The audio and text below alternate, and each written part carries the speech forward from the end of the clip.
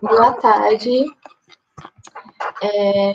Primeiro aqui responder a pergunta da Tânia sobre se eu vou compartilhar material. Eu vou sim.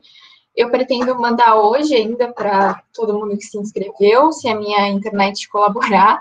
Já vou avisar que eu estou sem internet em casa faz mais de 2 horas. Eu estou roteando a minha internet do celular agora. Mas, então, se tiver algum acidente assim no percurso, se eu cair em algum momento, eu peço desculpas, mas vou tentar voltar. Vamos lá. Primeiro, eu queria pedir para todo mundo enviar o nome aí, agora que eu comecei a gravação, para a gente poder constar a lista de presença depois. Lembrar vocês de acompanharem as próximas mesas também da semana, que estão bem interessantes. Espero que vocês já estejam acompanhando. Mas hoje ainda, depois do mini curso, a gente tem uma mesa da pós, sobre capacidades estatais na implementação de infraestrutura ferroviária e sobre implementação local de políticas públicas, que está bem interessante. À noite a gente tem uma mesa sobre políticas culturais, então estabelecer uma discussão que é importante, inclusive, para muitas das organizações da sociedade civil, caso tenha alguém aqui que trabalhe nesse âmbito.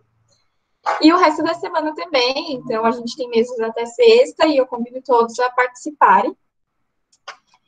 E ontem a gente começou aqui a falar sobre o Miroski, a gente falou bastante sobre o contexto, então toda a formulação da lei, o que levou a grupos pressionarem para que essa lei fosse criada, o contexto político, o contexto regulatório, que a gente não tinha leis para regular a relação entre Estado e organizações da sociedade civil, desde o Código de 1916 até a década de 90, e na década de 90 essas leis foram criadas de uma forma que ainda era possível fugir delas, e isso atrapalhou bastante a implementação. E aí, como o Miroski surge como uma reivindicação da sociedade civil para a sociedade civil e para o Estado, para que houvesse mais participação mesmo, para que as coisas fossem feitas de uma forma mais horizontal também. Então, eu vou começar a apresentar aqui os slides de hoje. Só um minuto.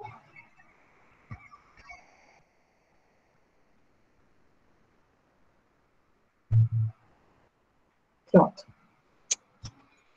Então, aqui a gente vai para a parte 2, que é exatamente aquilo que eu falei que a gente ia ver na continuação ontem, que são as mudanças trazidas pelo Miroski. Ontem eu trouxe esse slide aqui, então, no finalzinho da primeira apresentação, que as questões de destaque que a gente pode trazer sobre as mudanças que o Miroski traz, que esse marco regulatório das organizações da sociedade civil traz, são a ideia de parceria, o procedimento de manifestação de interesse social, que é chamado de PNI, o chamamento público, os instrumentos jurídicos, que são o termo de fomento e o termo de colaboração, os conselhos de fomento e colaboração, que são chamados de Confoco, teve alguém que me perguntou sobre eles ontem, que a gente vai falar um pouco mais deles hoje, a transparência e a desburocratização e a prestação de contas. Então, hoje vocês podem ver que a gente vai entrar nos aspectos mais práticos mesmo do que o Miroski traz na lei, e depois a gente vai ver um pouco como está sendo essa implementação. Ela não está sendo simples, nem suave, digamos, e é muito importante a gente entender as diferenças que estão ocorrendo entre os vários entes federados. E aí a gente vai passar por cada uma dessas ideias aqui separadamente. A primeira é a ideia de parceria. Eu falei um pouco disso ontem, mas a parceria é uma ideia nova, ela muda um paradigma quando ela é trazida. Antes a gente tinha um convênio, que era uma relação muito unilateral, uma relação de cima para baixo, onde o Estado se localizava em cima e as organizações que se encontravam embaixo, e o Estado mandava o que as organizações tinham que fazer, como elas tinham que fazer, como elas tinham que gastar o recurso, que elas recebiam dele, etc. A partir da transformação dessa ideia de convênio na ideia de parceria, a gente tem essa vinda da ideia de mútua cooperação. Então, o Estado e a sociedade civil não estão mais organizados de forma hierárquica, eles estão organizados em paralelo. É claro que essa é uma ideia é uma ideia, é exatamente isso. Ela, na implementação, não ocorre exatamente assim, a gente sabe que essa relação ela não é horizontal ainda, como se deseja, mas o fato de você ter isso trazido em uma lei é muito importante, porque já mostra uma preocupação, pelo menos oficial, de mudar essa relação. A segunda ideia é a do procedimento de manifestação de interesse, que é o PMI. Esse é um documento que ainda não foi implementado em muitos lugares, não se teve muitos procedimentos de manifestação de interesse social feitos até hoje, mesmo a lei sendo de 2014, tem iniciado a sua implementação em nível federal, em nível estadual em 2016 e em nível municipal em 2017. Mas ele é um documento que as organizações da sociedade civil, as OSCs, apresentam para o poder público, para a administração pública, pautando a administração pública, dizendo, olha, nós achamos que esse assunto é importante e é por isso que nós gostaríamos que vocês, da administração pública, abrissem um chamamento público sobre esse assunto. A prática do PMI, ela ocorre de formas bem diferentes. Como eu falei, ela não está ocorrendo com frequência ainda. É um procedimento que é muito discutido. Nos entes federados que tem o CONFOCO, que é o Conselho de Fomento e Colaboração, é uma pauta frequente, mas em alguns entes federados, os que já começaram a discutir esse procedimento, se tem um período determinado para que as organizações apresentem esses PMIs. Então, vamos supor, de janeiro até março, as organizações podem ir lá até a administração pública e falar, olha, nós achamos que esse tipo de ação, de causa, deveria receber um chamamento público. Essa não é a ideia original do PMI, a ideia é que as organizações pudessem ir até a administração pública em qualquer momento, apresentar esse documento, mas são formas de implementação e nada na lei impede que ocorra dessa forma. Então, a gente tem isso acontecendo em alguns entes federados.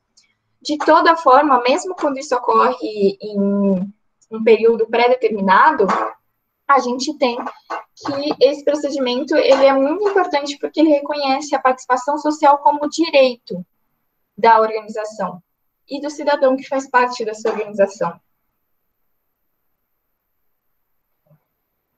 Então, a gente tem a oficialização dessa participação social através desse documento.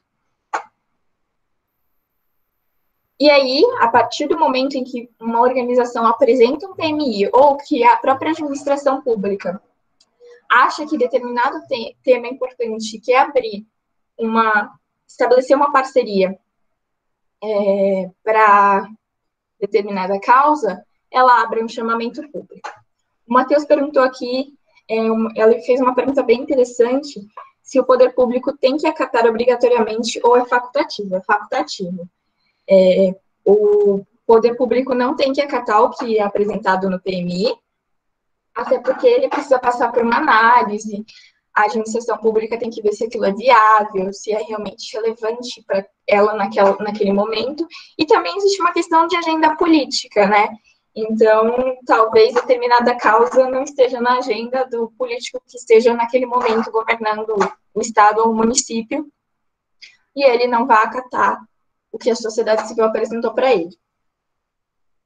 Mas, então, depois dessa etapa, a gente tem o chamamento público, que é um procedimento obrigatório, e isso foi revolucionário com o Miroski. Então, o fato de você ter que abrir esse chamamento, você ter que publicá-lo e torná-lo acessível para a sociedade como um todo, e ele é destinado a selecionar as organizações que vão firmar a parceria. E aí, esse chamamento público, ele passa por uma diversidade de etapas. Aqui tem todas elas. Então, tem o edital, o plano de trabalho, a comissão de seleção, a comissão de monitoramento e avaliação, o gestor de parceria, os critérios de seleção, monitoramento e avaliação. O que é cada uma dessas coisas? Então, o chamamento público, ele vai definir esse edital. O edital é o documento que vai chamar efetivamente as organizações. Olha, estamos com um edital aberto para a parceria na área da assistência social. Então, no edital é esse documento que vai dizer, olha, a parceria é sobre isso, a gente quer atingir tal objetivo, essas são as regras para vocês participarem. O plano de trabalho é um documento que tem que ser apresentado com as etapas que vão ser feitas do projeto. Então, a organização ela vai chegar para a prefeitura ou para o estado com esse plano de trabalho, dizendo quais são as etapas, o que ela vai precisar para cada etapa, quais são os objetivos mais definidos e etc. Ele define também a comissão de seleção, que é uma comissão que surgiu com a lei do Miroski. Então, é uma comissão formada por agentes da administração pública, que tem exatamente o nome, já diz, a obrigação de selecionar a organização que vai estabelecer a parceria. Então, a gente tem uma série de organizações que vão se inscrever para aquele edital, e essa comissão vai escolher, de acordo com as regras do edital e com o plano de trabalho, qual é a mais apta para estabelecer aquela parceria. A comissão de monitoramento e avaliação, o nome também já diz o que ela faz, ela monitora e avalia a parceria, então ela está naquele processo de acompanhar a parceria do início ao fim, ver o passo a passo dela e visitar a organização, e no final fazer esse relatório final mesmo, dizendo você cumpriu os objetivos, você não cumpriu, por quê? E normalmente a comissão de seleção e a comissão de monitoramento e avaliação são compostas pelas mesmas pessoas, mas pode ser diferente também. O gestor da parceria, que é um funcionário público também, e que é o responsável por aquela parceria específica. Então, é aquela questão que eu tinha comentado ontem, é a pessoa que vai assinar pela parceria, é um cargo que é um pouco problemático, às vezes, porque essa pessoa, ela tem o CPF dela vinculado a essa parceria, então, se alguma coisa errada ocorrer no meio do caminho e essa pessoa não perceber, ela pode ser considerada, por exemplo, cúmplice, e ela pode perder uma série de direitos, inclusive o emprego dela. Mas é uma ideia super interessante a desse gestor, porque você passa a confiar mais nas organizações, e esse gestor, ele acompanha de perto, ele tem, inclusive, a obrigação de visitar a organização, ele não fica só nos relatórios de papel, ele tem que ir lá olhar o trabalho, ele não precisa necessariamente avisar quando ele vai, por exemplo, ele só pode aparecer lá e dar uma olhada. E os critérios de seleção, monitoramento e avaliação também são definidos por esse chamamento público, que são os critérios que tanto a comissão de seleção quanto a comissão de monitoramento e avaliação vão usar para fazer o trabalho delas.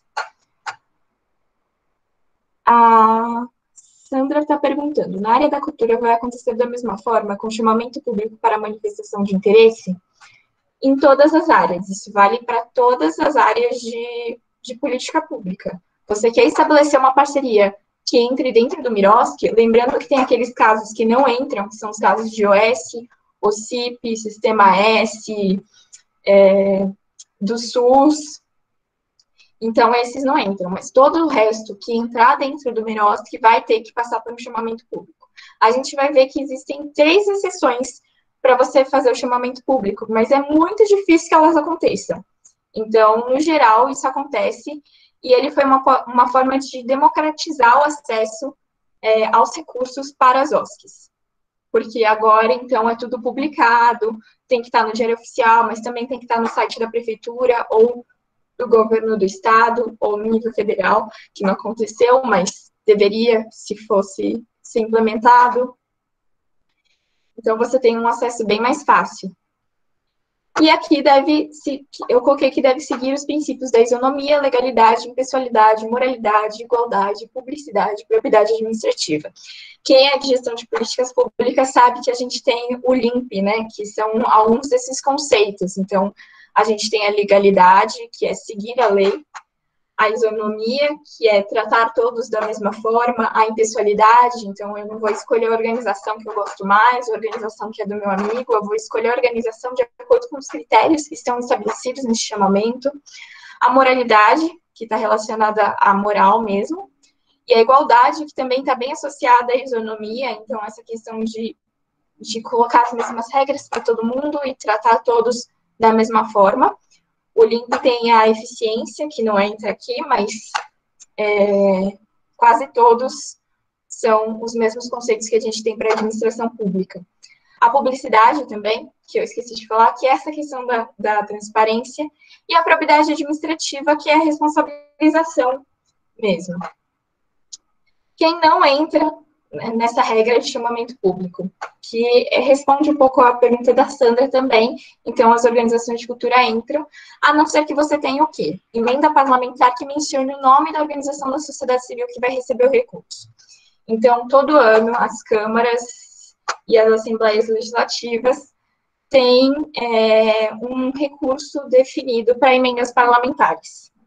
E essas emendas são uma quantidade de recurso que é dado, digamos, entre aspas, para cada vereador ou deputado, destinar para determinada coisa. Então, ele pode destinar para um projeto específico, para uma organização específica, para uma política pública que já exista, para criar uma nova política pública.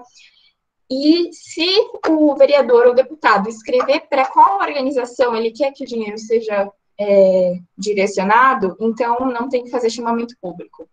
Então, se, por exemplo, um vereador aqui de São Paulo fala que quer direcionar o recurso da emenda parlamentar dele para uma organização X, esse dinheiro tem que ir para a organização X, não pode ir para Y nem para Z.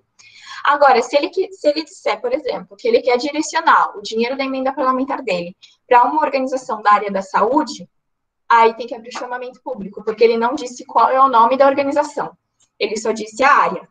Então, você abre o chamamento respeitando que seja na área da saúde.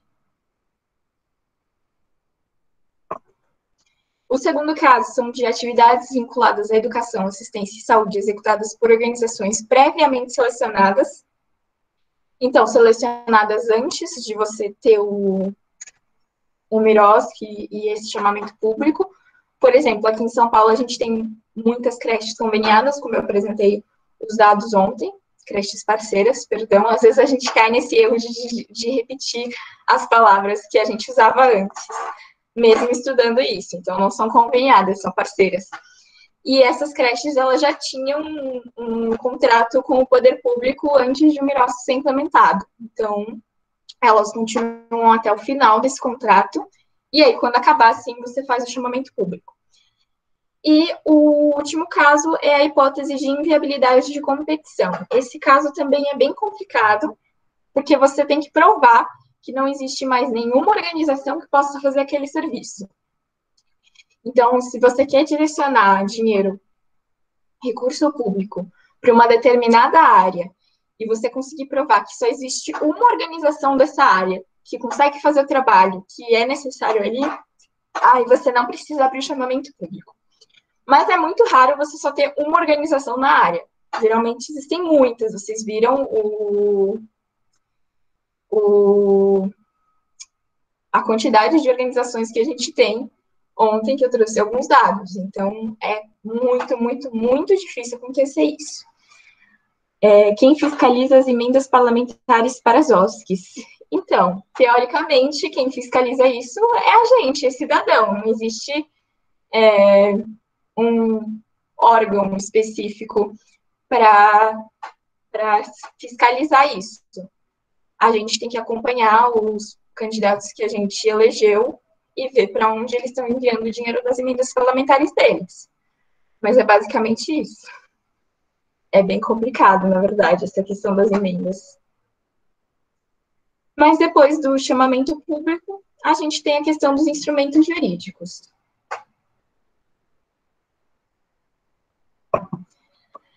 Todos os instrumentos jurídicos do marco regulatório das organizações da sociedade civil têm a mesma finalidade, que é formalizar essas parcerias que são estabelecidas entre o poder público e as próprias organizações, desde que essas parcerias tenham uma finalidade de interesse público social, normalmente. Então, isso é uma questão muito importante, porque a gente associa muito a questão do interesse público, do que é público, com o Estado. Mas o que é público não diz respeito necessariamente ao Estado. O interesse público diz respeito a todas as coisas que estão ali envolvendo a vida de um conjunto de pessoas da sociedade como um todo. Então, todas as parcerias que são formalizadas nesse âmbito entre organizações da sociedade civil e poder público respeitam esses instrumentos jurídicos. O primeiro é o termo de colaboração, que é o mais comum de todos, que é o que mais se faz, que é para as parcerias que são propostas pela administração pública e que envolvem transferência de recursos. Então, quando o próprio Estado, o município, enfim, resolve que ele precisa, por exemplo, abrir mais creches parceiras, e ele precisa repassar determinada quantidade de recurso público para que as organizações que vão gerir essas creches consigam fazer esse trabalho, ele abre um termo de colaboração. Porque ele que está propondo que se faça esse serviço e ele vai passar o recurso para isso. O termo de fomento é uma inovação que foi trazida pelo Miroski, que é para propostas que são trazidas pelas organizações, então, e que também envolvem transferência de recursos. Então, uma organização acha que determinado tema é importante, ela vai mandar o PMI dela para o poder público, e se for acatado, vai ser aberto um termo de fomento, que é para essa proposta que foi proposta. Essa proposta que foi proposta é bom, né? Mas, enfim, essa proposta da organização que foi enviada para o Estado e que o Estado vai passar recurso para a organização para fazer isso. E, por fim, a gente tem um acordo de cooperação, que não é muito falado, mas é super importante também, que são para quaisquer parcerias envolvendo, seja parceria que foi proposta pelo poder público, ou seja, uma parceria que foi proposta por uma organização da sociedade civil, desde que elas não envolvam transferências de recurso. É muito interessante isso, porque quando a gente pensa nessas parcerias, a gente sempre pensa que vai ter dinheiro envolvido. Então, que uma organização está se vinculando ao Estado de alguma forma para poder receber recurso público. Mas isso nem sempre é verdade. Um exemplo, por exemplo, estou redundante hoje. Um exemplo disso é o que acontece um pouco na parada gay. Então, a gente tem algumas organizações, em Minas, especialmente, isso acontece bastante, tem algumas organizações que estão associadas ao movimento LGBT, que é mais, e essas organizações, elas não recebem lá recursos da Prefeitura de Belo Horizonte para poder fazer a parada gay. O que elas recebem? Elas recebem material. Então, elas recebem o direito de poder usar as vias públicas, elas recebem, às vezes, caixas de som, elas recebem esse tipo de apoio, mas recurso em termos de dinheiro, propriamente disso, elas não recebem.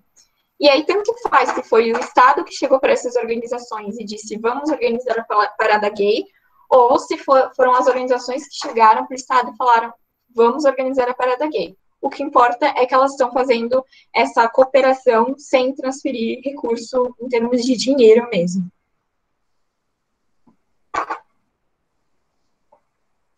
E é basicamente isso. Os instrumentos que são assinados são esses três dentro do Miroski. Às vezes vocês podem ouvir algum outro nome de instrumento, mas aí não diz respeito ao Miroski. Por exemplo, a gente tem o termo de cooperação, que mistura um pouco os nomes e pode confundir a cabeça. O termo de cooperação é de outra lei, a da lei das OCPs. Então, é bom ter em mente que no Miroski entram só esses três. Se tiver outro nome, não é Miroski. E aí tem os conselhos de fomento e colaboração, que foi o que alguém me perguntou ontem, que são super importantes.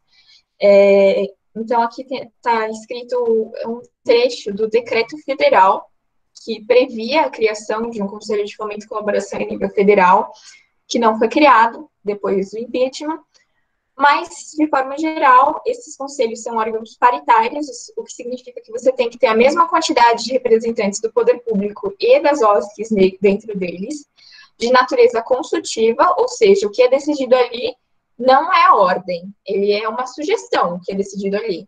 O poder público pode decidir ou não acatar aquela sugestão.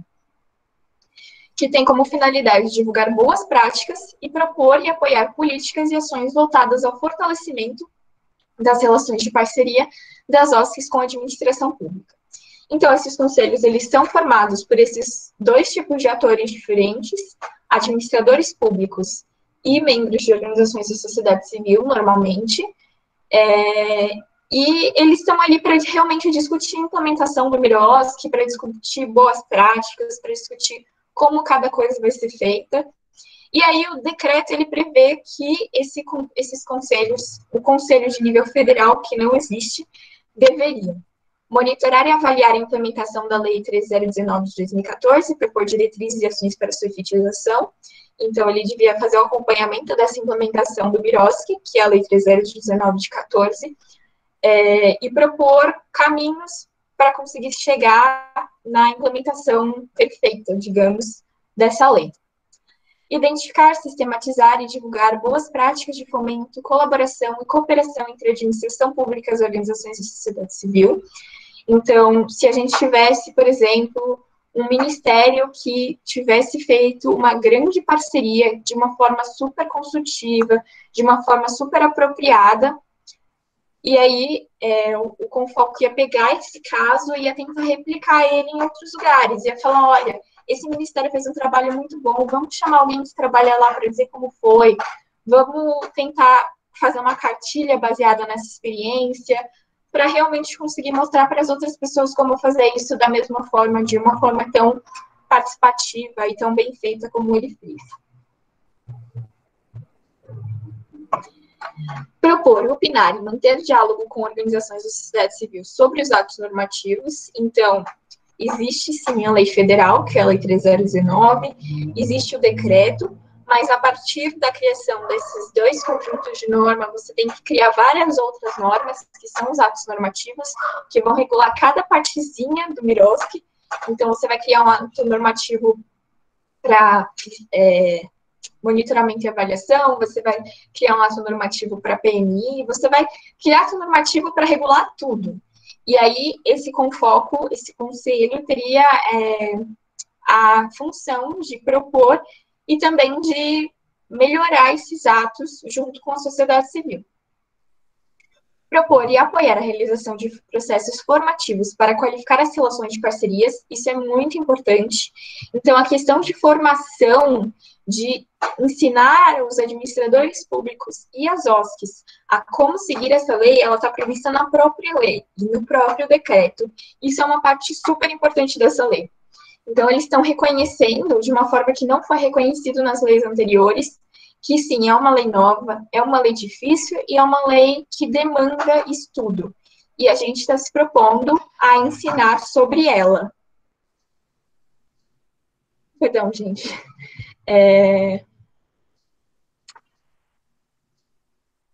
Depois, estimular a participação social nas políticas de fomento, colaboração e cooperação.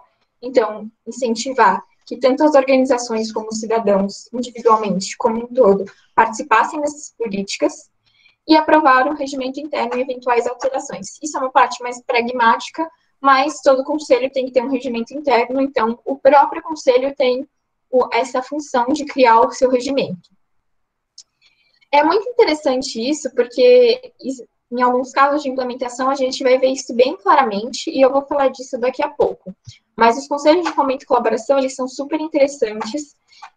Eu comentei ontem que o nome da minha pesquisa é um pouco grande, mas é Coprodução e Lógicas Institucionais na Implementação do Marco Regulatório das Organizações da Sociedade Civil nos casos de Belo Horizonte da Bahia.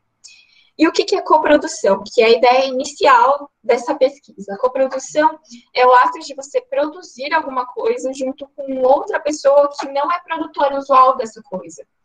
Então, o produtor usual de políticas públicas é o Estado.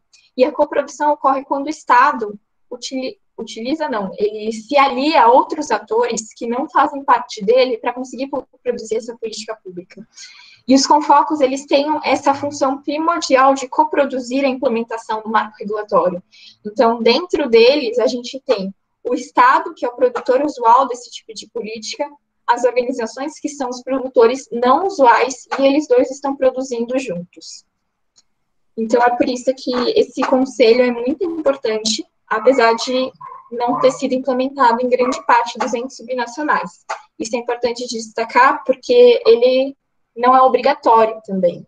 Ele é previsto no decreto federal, mas ele não foi nem implementado em nível federal, e ficou muito a cargo dos estados e municípios decidirem se eles vão implementar os seus focos ou não. E a maioria nem se deu ao trabalho. A minha pesquisa é sobre Belo Horizonte, sobre a Bahia, exatamente porque Belo Horizonte e Bahia foram os primeiros e únicos até agora a estabelecerem esses espaços de participação, que são incrivelmente importantes, mas não estão sendo criados. Mas seguindo, a gente tem então a ideia de transparência e desburocratização.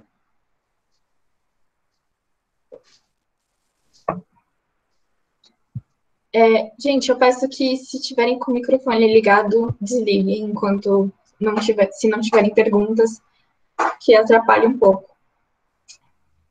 Bom, a transparência e a desburocratização são ideias um pouco mais claras, eu acredito, mas em termos de transparência, a gente tem algo que é muito importante aqui, que é que a administração pública ela tem a obrigação de divulgar em um sítio eletrônico todas as parcerias que ela celebra com os respectivos planos de trabalho, então, com todos os objetivos, as etapas e tudo mais.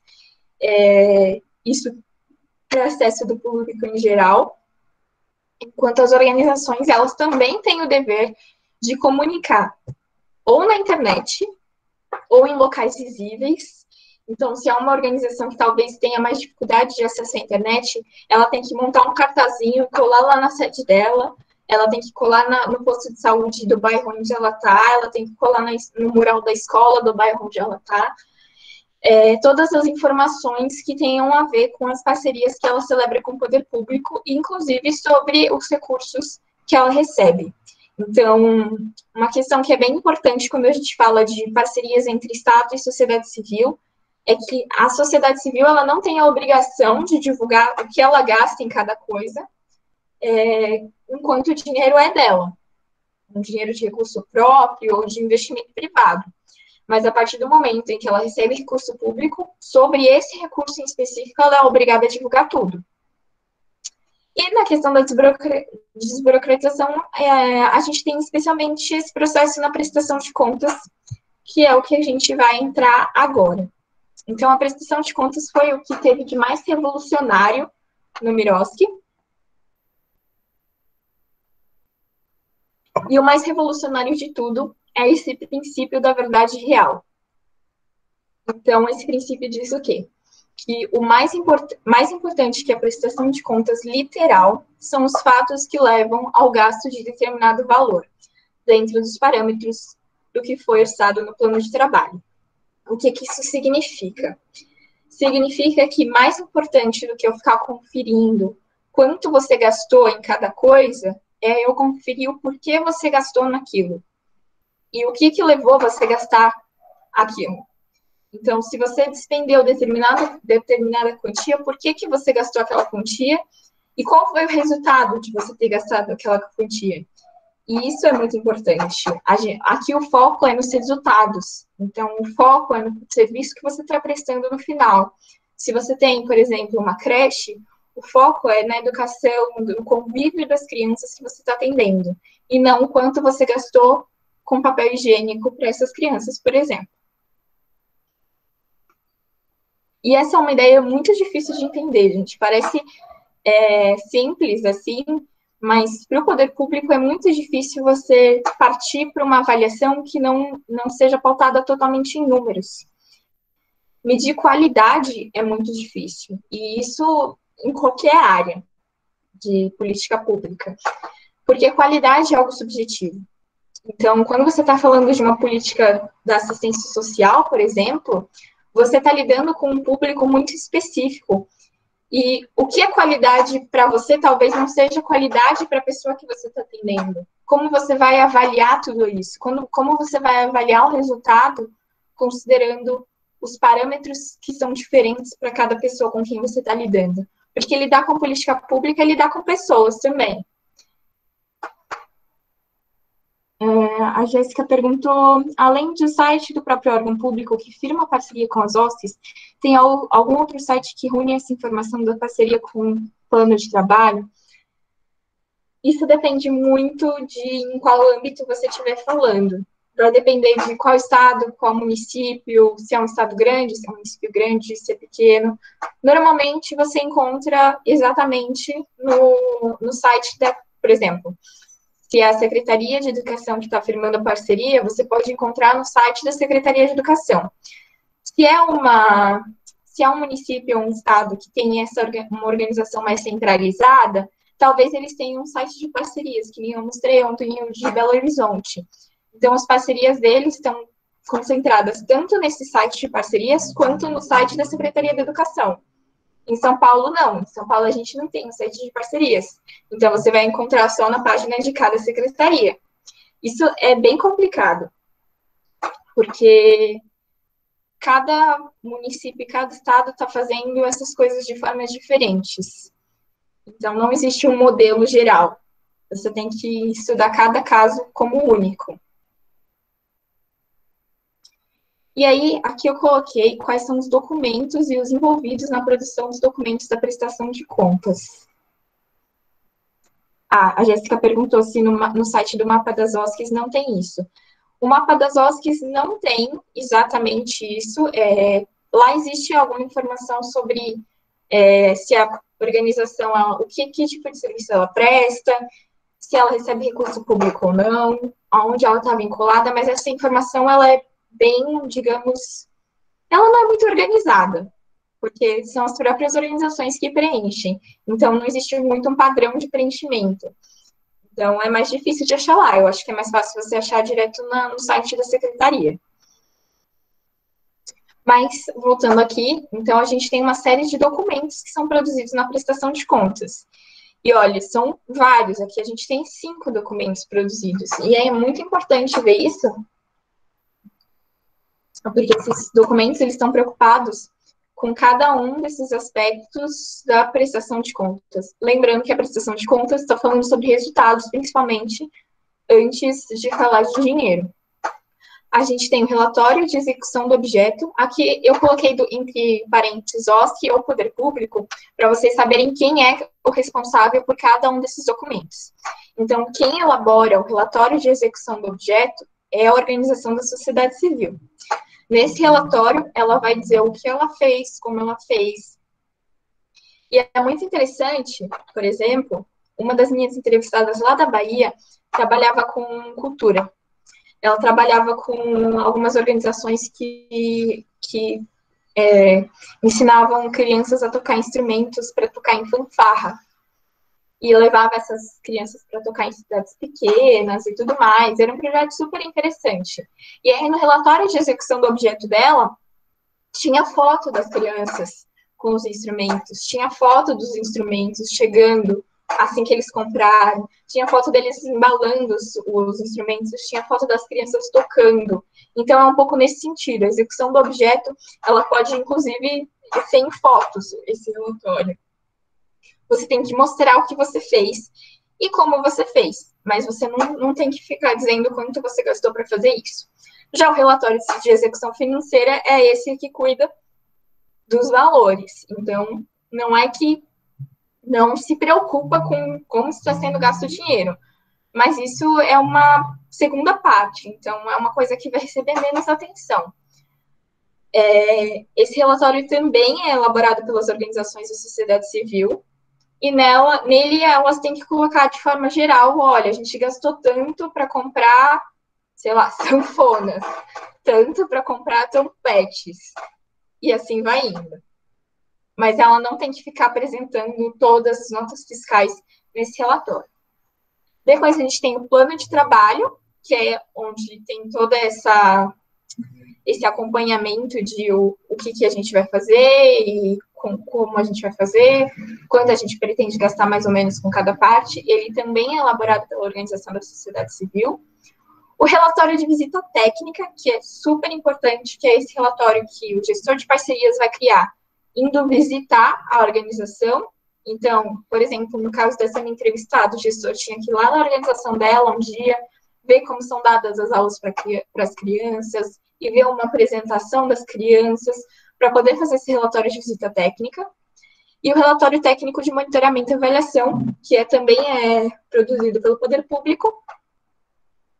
E ele é um relatório mais final, onde o gestor de parcerias e a comissão de monitoramento e avaliação vão tentar olhar esse geral, todos esses documentos que foram produzidos pelas OSCs e produzir esse último. A Sandra está perguntando aqui, o relatório de execução financeira é feito por contador, não é? Então, Sandra, esse relatório, ela disse que não entendeu muito bem. Ele tem que conter, sim, por exemplo, a gente gastou tanto com tal instrumento, no exemplo dessa minha entrevistada. Então, ela era gestora de uma organização que trabalhava com ensinar música para crianças e levá-las para tocarem em determinados locais. Ela tinha que colocar no relatório dela, tanto foi gasto com tal instrumento, outro tanto foi gasto com a passagem para as crianças irem até a cidade onde elas iam tocar. Tanto foi gasto com os lanches das crianças, porque elas tinham que comer no caminho até a cidade. Ok, é isso o relatório. Quem elabora esse relatório? Pode ser qualquer pessoa da organização, não precisa ser um contador, mas normalmente é um contador porque ele tem mais facilidade com esse tipo de assunto. E isso também, às vezes, é um problema, porque muitas organizações elas não têm capacidade técnica para conseguir elaborar isso, mas elas também não têm recurso para contratar um contador para fazer isso para elas. Então, aí a gente tem um empecilho. Mas não necessariamente precisa ser o contador.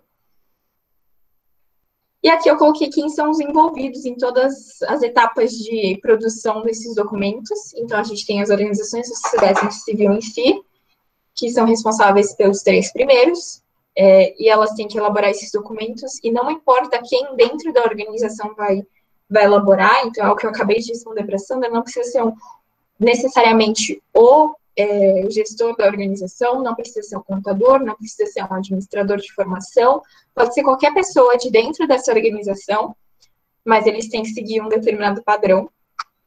A comissão de monitoramento e avaliação, que vai acompanhar todas essas etapas, e o gestor de parcerias, que é o principal responsável pelos 2 últimos documentos que são elaborados pelo Poder Público. Então, o gestor de parcerias vai elaborar esses 2 documentos, vai enviar para a comissão de monitoramento e avaliação, e a comissão vai dizer, olha, eu acho que está tudo certo com esses documentos, está tudo certo com a parceria, ou eu acho que não está tão bom assim, vamos dar uma olhada, vamos ver os detalhes, e aí a gente vai continuando o processo. Eu vou mostrar no final um layout do processo para vocês verem passo a passo como funciona, que eu acho que fica mais claro.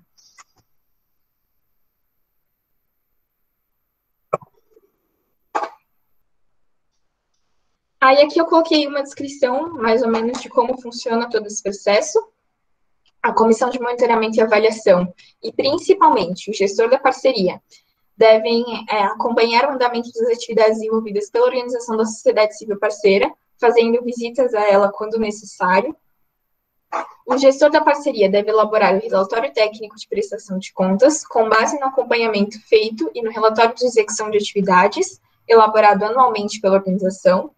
Então, ele vai tanto visitar, tanto acompanhar esse trabalho, quanto ler o relatório que a organização escreveu e elaborar o relatório dele com base nisso. A comissão de monitoramento e avaliação avalia esse relatório que o gestor mandou para ela, que é o relatório técnico de prestação de contas, aprovando ou não de acordo com as regras do MIROSC e com o que foi estabelecido no chamamento público. Então, o chamamento definiu aquelas regras de monitoramento e avaliação e de seleção. Essa comissão vai se pautar na lei e nas regras que foram definidas no chamamento e vai dizer, olha, o relatório está aprovado ou o relatório não está aprovado, precisa melhorar, precisa comprovar tal coisa ou não. A lei estabelece prazos bem definidos para que todas as etapas sejam concluídas e desobriga a organização quanto à apresentação de documentos originais. Isso também é bem importante. Primeiro, sobre os prazos. O que acontecia antes do Miroski? Às vezes, uma organização terminava uma parceria, que não era parceria naquela época, era convênio. Então, a organização terminava o convênio dela com o Estado, passava um ano e ela não recebia o feedback, ela não recebia lá o aprovado ou desaprovado. Aí, sei lá, 2 anos depois, o poder público chegava para ela e falava, então, lembra que há 2 anos atrás você estabeleceu uma parceria para, sei lá, gerir uma creche? Então, a gente achou um erro na sua prestação de contas e a gente quer que você devolva o dinheiro. Isso 2 anos depois que a parceria já tinha terminado. Hoje, isso não pode mais acontecer. Então, a lei estabelece prazos muito bem definidos e punições caso o poder público não cumpra esses prazos, que não existiam antes. Então, o negócio rolava até não poder mais. E essa questão de desobrigar as organizações quanto à apresentação de documentos originais. Então, muitas vezes, para comprovar determinada coisa, o poder público, depois desses 2 anos que o convênio acabou, ia lá e falava, então, eu não acredito nisso que você colocou aqui, eu quero o original. Só que passaram 2 anos. Será que essa organização ainda tem esse documento original? Será que ela tem aquela nota fiscal original que ela pegou quando ela comprou aquele equipamento? E agora isso não acontece mais. Ela pode, por exemplo, ter o documento digitalizado, ela pode ter uma cópia e mandar para o poder público.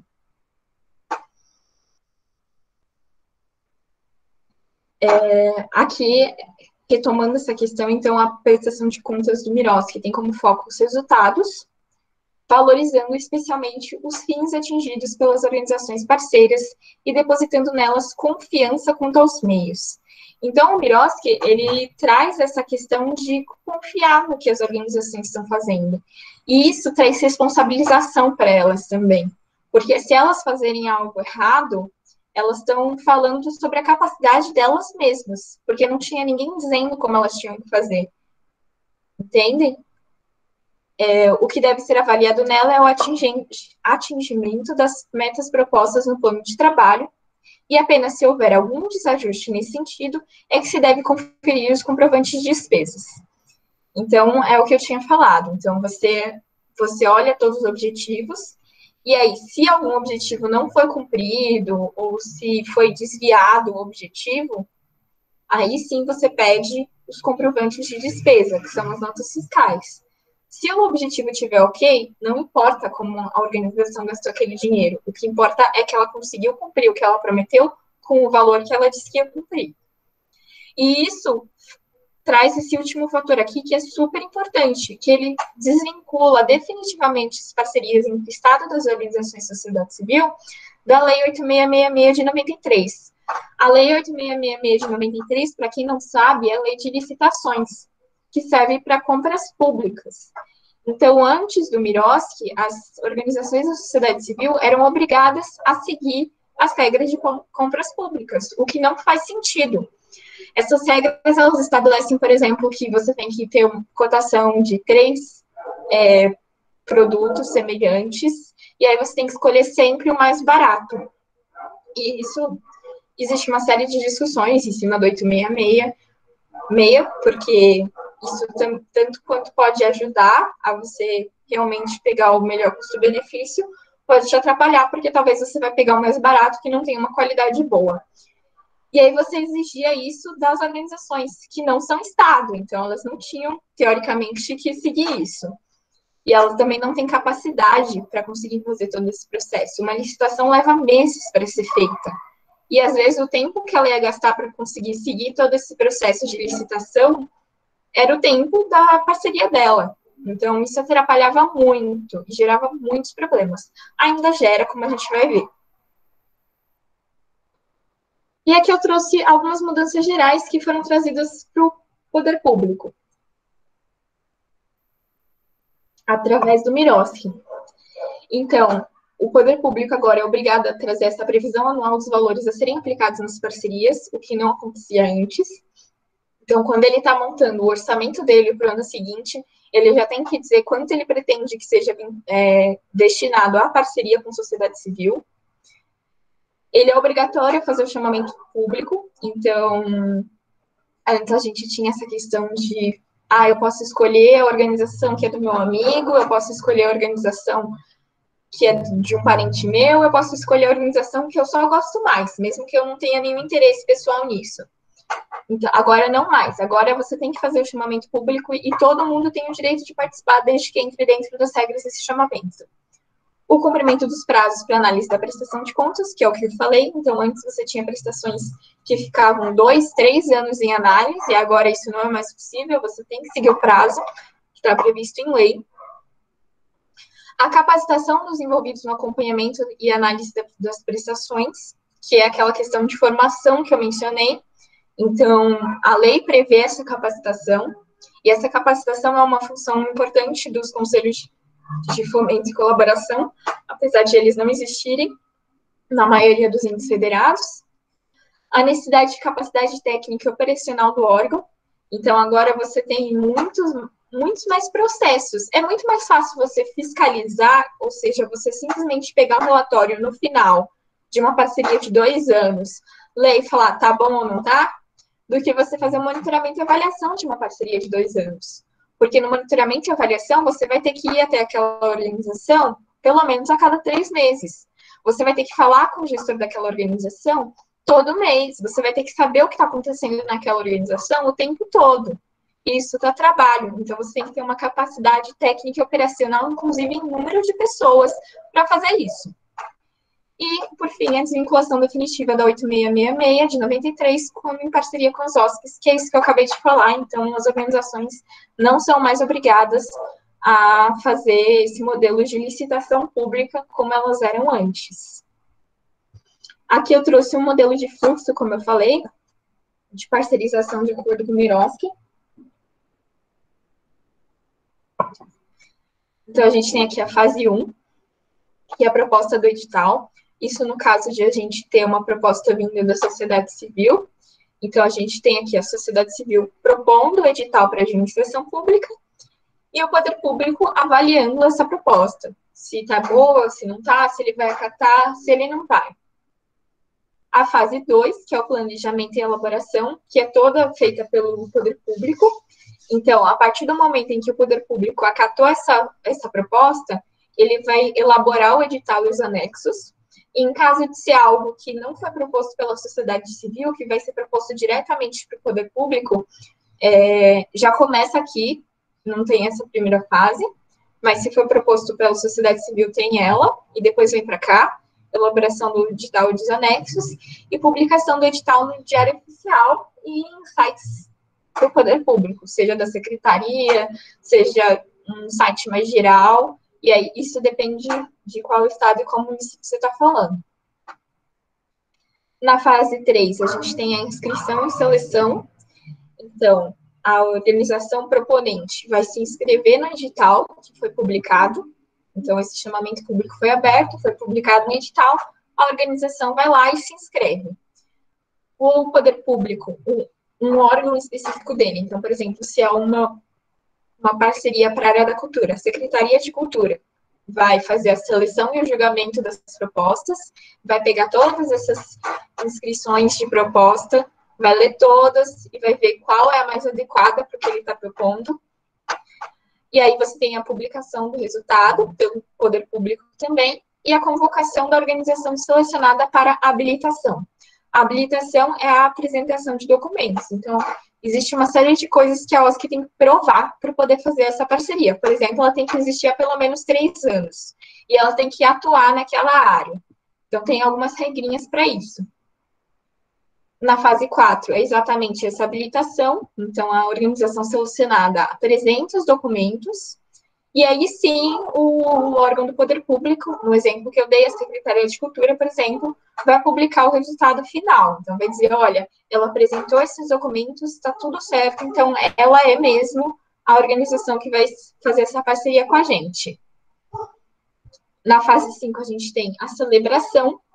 Então, a organização, a partir da publicação de que ela foi selecionada, vai apresentar o plano de trabalho dela. E aí, o órgão do poder público vai assinar um instrumento de parceria, seja o termo de fomento ou o termo de colaboração. Se for uma parceria que ele mesmo propôs, o termo de colaboração. se for uma parceria que a organização propôs, o termo de fomento. E aí a gente tem a fase 6. Essa fase é um pouco confusa, mas eu acho que é a fase mais interessante em termos de inovação. A gente tem a execução da parceria pela organização e o monitoramento e avaliação da parceria ocorrendo ao mesmo tempo, por isso que eles estão em paralelo aqui nos slides.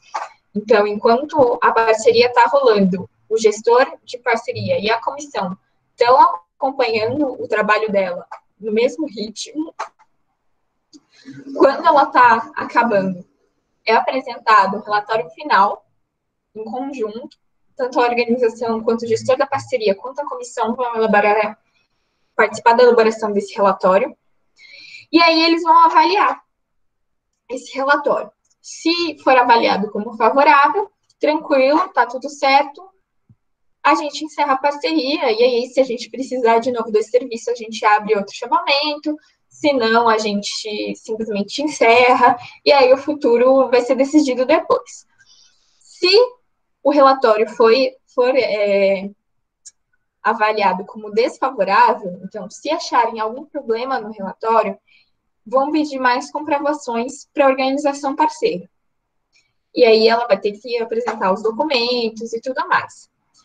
Aí eles podem achar que está tudo bem, então, olha, se apresentou mais comprovações e a gente achou que a gente se enganou antes, estava tudo certo mesmo, e aí você encerra a parceria. Ou, se a gente achar que tem alguma coisa errada, a gente a gente te pede ressarcimento ou plano de ações compensatórias. E essa parte é super interessante, gente. Por quê? É o que eu tinha falado. Então, uma organização, ela está lá estabelecendo uma parceria, vamos supor, com esse exemplo da minha entrevistada. Ela está ensinando música para crianças para se apresentarem em algumas cidades.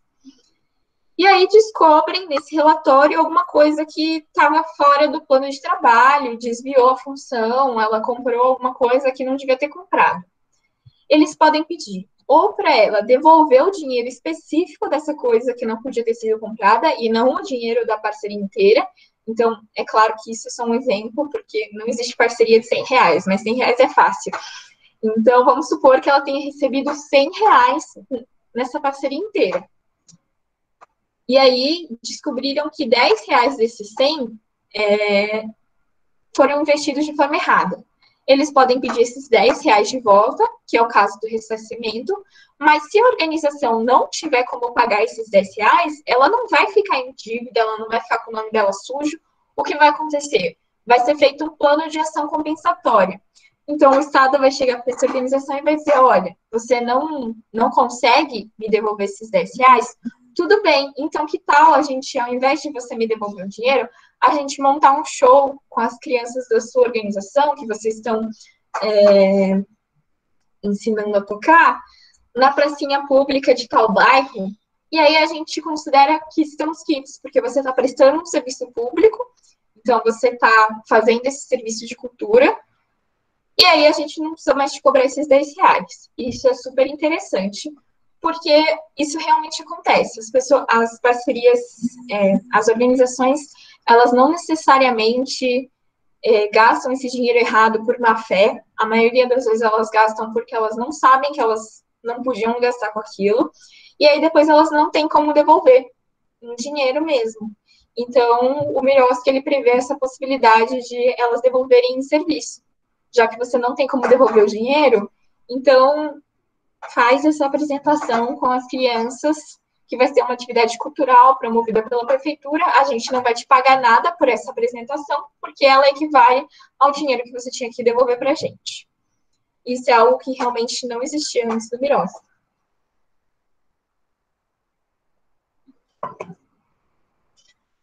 E aí eu trouxe essa questão do Miroski nos entes subnacionais. Isso daqui eu tinha trazido ontem. Então, na União e nos estados, o Miroski entrou em vigor a partir de 2016, e olhem bem que a partir, então não foi em 2016, ele está entrando em vigor até hoje, e nos municípios a partir de 2017, a mesma situação, tem município que não implementou até hoje. As normas infralegais ainda estão sendo editadas, Então, decretos, atos normativos ainda estão sendo escritos, ainda estão sendo formulados, e o processo de implementação ocorre de forma desigual nos variados entes federados, que é uma questão de capacidade, muitas vezes. Como eu tinha dito, ontem que eu usei o exemplo de São Paulo, de uma cidade pequena, então você tem uma cidade com 11 milhões de pessoas e uma capacidade técnica, operacional, estatal gigantesca, como é São Paulo, uma grande megalópole, e você, ao mesmo tempo, tem uma cidade com menos de 1.000 habitantes, que tem uma capacidade muito mais reduzida, até porque ela tem muito menos gente. Então, como você vai implementar a mesma lei da mesma forma nesses dois entes? Não dá para fazer isso de forma igual. Você tem que fazer essa adaptação. E aí isso acaba se formando, se ocorrendo de forma desigual. E aí a gente tem alguns desafios que são mais contundentes dessa desigualdade de formas de implementação. Eu trouxe aqui a capacidade técnica operacional dos estados e municípios, que é o que eu falei. Então, a gente tem estados e municípios com capacidades muito diferentes, número de funcionários diferentes, número de habitantes diferentes, formações diferentes nos seus corpos administrativos, e isso tudo influi em como você vai implementar a lei. A criação de indicadores de qualidade, como eu falei, medir qualidade é muito difícil, especialmente quando você está falando de áreas sociais. E como você cria esses indicadores é um dilema de sempre. Quem aqui está fazendo gestão de políticas públicas sabe que essa discussão vira e mexe e entra em voga de novo. E se alguém tiver a resposta, assim, eu não sei, realmente. A quebra da inércia organizacional, então a gente tem esse problema, que está associado à mudança de cultura organizacional. A gente tem uma cultura posta, e essa ideia da inércia, então um corpo se mantém naquele mesmo estado até que outra força seja colocada em cima dele. Então, os gestores públicos estão acostumados a lidar com essas parcerias de uma determinada forma, eles já estão acostumados, eles conhecem todas as regras, eles sabem como fazer, e do nada você aparece com uma regra nova, totalmente diferente, e eles têm que aprender do zero. É óbvio que vai ter atrito nisso. Então, você vai ter gestores que não vão querer fazer essa implementação, você vai ter gestores que não vão querer aprender como fazer isso. Isso também vale para o lado das organizações que vão ter medo de entrar nessa nova lei e serem prejudicadas porque elas não conhecem como a lei funciona. E aí que eu trouxe casos de implementação, que foram os casos que eu estudei, de Belo Horizonte da Bahia. Então, só para contextualizar um pouco, por que Belo Horizonte e Bahia? Como eu falei ontem, eu fiz uma iniciação científica durante a graduação, onde eu e o grupo de pesquisa que estávamos estudando isso, lemos todas as normas infralegais que foram editadas por todos os estados e municípios. Até aquele momento, a gente estava em 2017, sobre o Miroski. E aí a gente foi comparando todos os decretos com o que era o federal, a lei e o decreto federal, para ver o que era igual, o que era diferente, o que tinha sido adaptado, o que não tinha. Como eu falei ontem, você tinha alguns que eram literalmente Ctrl+C, Ctrl+V, então você pegou o decreto federal, copiou, mudou o nome da cidade, e era isso. Tinha outros que estavam super bem adaptados. Quais foram os casos que estavam super bem adaptados? Os municípios de Belo Horizonte, Florianópolis e o estado da Bahia. Então, quando eu me formei, eu resolvi continuar essa pesquisa com Belo Horizonte e Bahia. Florianópolis não continuou na pesquisa porque houve uma mudança de gestão lá, houve uma mudança de prefeito, e o prefeito novo desmontou a política que vinha sendo construída, então a gente regrediu muito. Foi o que aconteceu em nível federal, que houve um desmonte da política, mas Belo Horizonte e Bahia continuaram.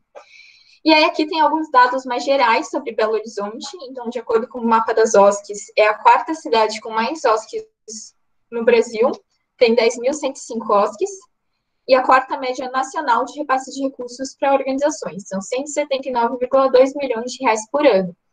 Ontem alguém me perguntou qual era a maior média nacional, é do Rio de Janeiro. Eu não sei o valor agora exato, mas o Rio de Janeiro não é o que tem mais organizações, mas é o que repassa mais dinheiro para essas organizações.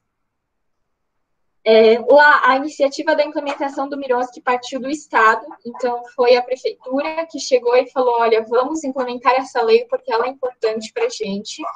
Eles tinham um procurador-geral no município que era muito ligado aos temas do terceiro setor, e ele exigiu que, para que ele pudesse assumir, a lei fosse implementada ali, e aí começou um esforço muito grande, eles fizeram várias reuniões, eles contrataram, inclusive, uma consultoria aqui de São Paulo, de uma advogada que participou da criação da lei na época em que ela estava sendo formulada em nível federal. Então, eles se preocuparam bastante nesse processo de criação do decreto deles. Lá, eles criaram um Confoco, que começou a funcionar em 2017, com formação paritária, ou seja, mesma quantidade de pessoas do Estado e das organizações, e reuniões mensais. E aí, para contextualizar de novo, eu fiz meu trabalho de campo ano passado, então eu fui para Belo Horizonte, eu fui para Bahia, eu fiquei uma semana e meia em cada um, mais ou menos, e eu fiz no total 36 entrevistas. Eu falei com 16 pessoas em Belo Horizonte e com 20 pessoas na Bahia. E aí, durante essas observações, eu consegui pegar vários pontos e eu trouxe aqui alguns principais. Então, eles tiveram muito progresso em relação aos pagamentos. Lá eles tinham muitos problemas com atrasos de pagamento, por exemplo, o que não acontece mais. Isso é um problema que aparece em vários entes subnacionais. Então, o orçamento fecha em dezembro e aí em janeiro demora para começarem a pagar tudo. Só que as organizações têm que pagar as contas delas, de qualquer forma, mesmo que o orçamento não esteja aberto. Então, no começo, eles ficavam, às vezes, 3 meses sem receber nos primeiros meses do ano. E isso não acontece mais lá. O monitoramento e a avaliação estão ocorrendo de acordo com a lei, então eu tive a oportunidade de acompanhar uma comissão de monitoramento e avaliação, duas, na verdade, a da Secretaria de Esporte e da Secretaria de Assistência, e foi muito legal, porque as pessoas da Secretaria de Esporte mesmo, principalmente, elas até me mostraram fotos, sabe, do tipo de pegar o celular e falar, olha, eu fui lá na organização, olha o trabalho que eles estão fazendo, e está ocorrendo muito da forma como a lei está prevendo, então, de realmente fazer esse acompanhamento de perto e estar preocupado com as crianças, é uma secretaria de esporte, então, com a formação das crianças, de que tipo de modalidade que elas estão preferindo fazer e tudo mais. Mas lá eles têm problemas relativos ao esvaziamento do Confoco, principalmente por parte das organizações. Então, o que acontece é que tem muito mais membro do Estado do que das organizações dentro das reuniões do Conselho. Os membros das organizações, eles faltam muito. Mas lá eles têm uma coisa interessante também, porque além de membros das organizações e do Estado, eles têm os chamados convidados especiais, que são especialistas de universidade, do setor privado, que sabem muito sobre o assunto.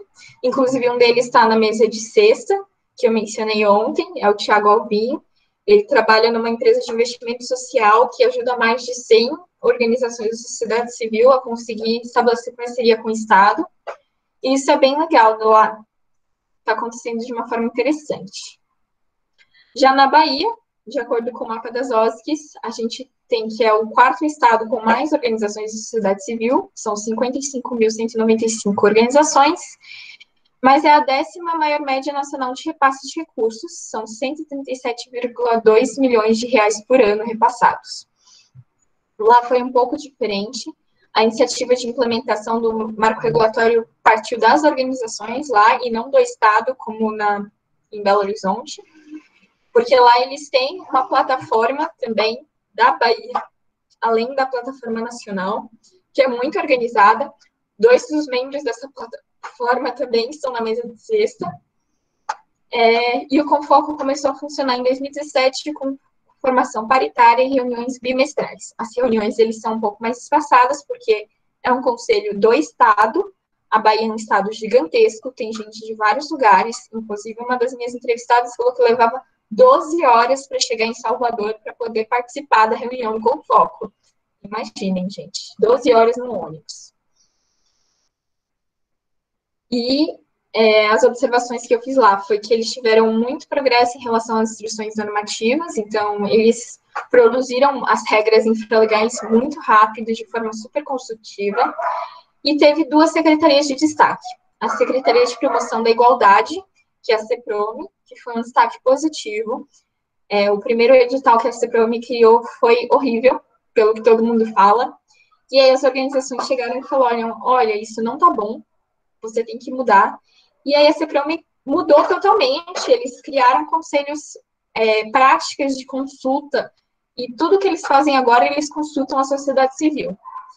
E tem um exemplo que é destaque negativo, que é a Secretaria de Justiça, Direitos Humanos e Desenvolvimento Social, a SJDHDS, que é uma secretaria que ainda está seguindo a 8666 para poder fazer as parcerias deles, apesar de a lei proibir isso. A Jéssica perguntou se eu cheguei a analisar as atas dos conselhos ou acompanhei as reuniões. Sim, eu participei da reunião da plataforma do Miroski da Bahia e do Confoco da Bahia e do Confoco de Belo Horizonte e li todas as atas de 2017 até ano passado. E o trabalho é bem interessante mesmo. Aqui a Márcia comentou que o Confoco é um grande desafio, como também a formação continuada dos profissionais e servidores públicos. Com certeza, Márcia. Eu acho que o Miroski, ele traz esse desafio porque você tem que quebrar as coisas como elas estão sendo feitas há muito tempo. Você insere uma coisa nova e as pessoas têm que se acostumar a fazer as coisas desse jeito novo. E é muito difícil isso, às vezes. Então, nos dois casos, inclusive, a gente tem secretarias que tentaram fugir. Foi muito interessante, porque quando eu fui para a Bahia, eu não sabia, mas eu me hospedei na casa de uma pessoa que trabalhava na Secretaria de Cultura. E eu não fazia a mínima ideia quando eu fiquei lá. Mas ela me contou depois que na Secretaria de Cultura eles literalmente fugiram do Miroski lá na Bahia. Eles prefiram continuar com o modelo de OS e com a Lei Rouanet, porque eles estavam com medo do que o Miroski podia trazer. Eu só fui para Salvador mesmo, Cássia. Eu fui para Belo Horizonte e para Salvador. Eu passei uma semana e meia em cada um. Porque lá é onde está acontecendo o centro. Então, as reuniões mesmo ocorrem lá em Salvador. Como eu falei, vários dos meus entrevistados eram de cidades vizinhas. Uma delas falou que passava 12 horas no ônibus para conseguir chegar em Salvador e participar das reuniões. E aqui eu coloquei dúvidas ou comentários que vocês já estão fazendo, então eu já vou deixar aqui. Vocês têm mais alguma dúvida, mais algum comentário? Se quiserem conversar sobre a pesquisa depois, sintam-se à vontade de me contatar, que eu adoro falar sobre a pesquisa.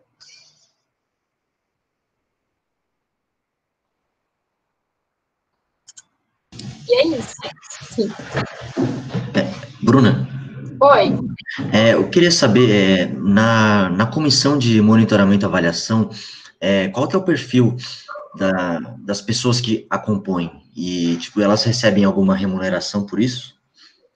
É uma ótima pergunta, Ângela. As comissões, é o mesmo caso da pergunta da Jéssica, que ela perguntou onde você achava as informações sobre as parcerias.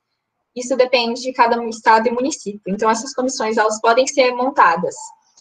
Uma comissão só, por exemplo, para o município inteiro.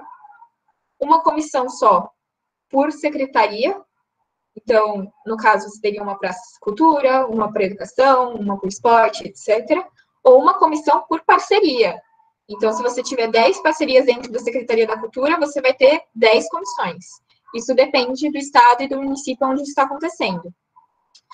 Nas que eu acompanhei, que foram em Belo Horizonte, as comissões eram por secretaria, então você tinha eu acompanhei a comissão da Secretaria de Assistência e a comissão da Secretaria de Esportes, e na de esporte que eu tive mais contato, eles tinham um esquema de perfil de pessoas muito interessante, porque eles tinham uma pessoa do gabinete, uma pessoa da área de finanças, uma pessoa da área de educação, uma pessoa da área que era professora de educação física mesmo, Então, eles tinham várias pessoas que atuavam em várias áreas diferentes para conseguir entender todos os detalhes do que podia acontecer dentro dessa parceria.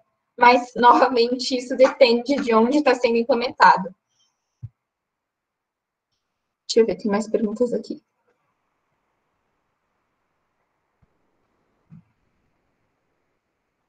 Aqui a Márcia está contando que no caso de Uberlândia, em Minas, não tem o Confoco ainda, e que ela faz consultorias para alguns municípios, que a efetivação do Minosc é um desafio.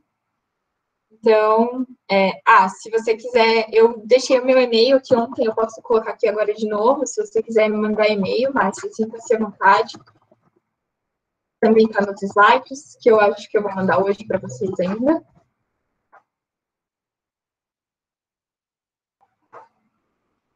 Sim, na Bahia por secretaria, a maioria, né, Cássia? Mas a comissão, o conselho está muito desenvolvido na Bahia. Eles têm uma discussão muito interessante. A comissão, ela pensa mais no geral, né? Porque sim, aí nas secretarias tem as comissões a partir das parcerias. Aí a gente tem, tipo, eu sou da Secretaria de Educação do Estado. Então, na Secretaria de Educação do Estado, a depender da sua parceria, e você tem a comissão para acompanhar aquela organização. Sim. E mesmo na Bahia e em Belo Horizonte, que são esses casos que eu estou trazendo como exemplares, a gente ainda tem alguns desafios, né? A Cássia aparentemente trabalha com isso, então ela também deve saber. Mas é interessante entender esses casos, até para a gente poder pensar em como levar isso para os outros lugares, como de Uberlândia, que a Márcia, certo? Comentou aqui?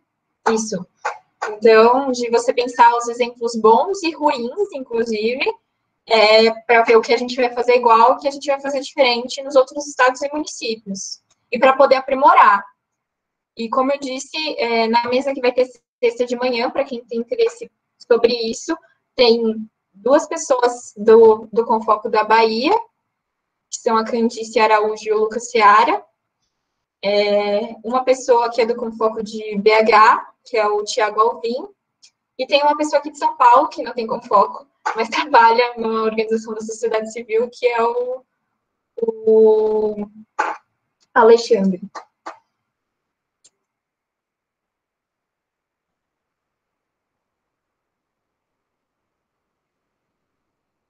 Mais alguma dúvida, gente? Eu que agradeço a presença de todo mundo. E, como eu falei, quem tiver interesse no assunto, quiser conversar sobre ele, discutir pesquisas possíveis ou dicas de artigo para ler sobre isso, pode me mandar e-mail que a gente vai conversando.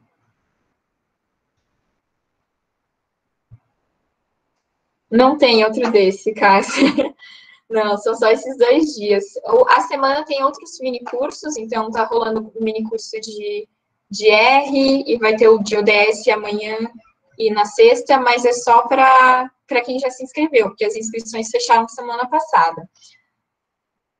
Os slides eu vou tentar mandar hoje, Gabriel, mas a gravação vai ser disponibilizada na página do Centro Acadêmico Herbert de Souza. Eu não sei quando vai ser, porque eu não sou do centro acadêmico, eu sou do mestrado, mas assim que eles colocarem, eu posso mandar um e-mail para quem está na lista de inscritos avisando. Eu que agradeço a atenção. Então, eu vou parar de gravar aqui, gente.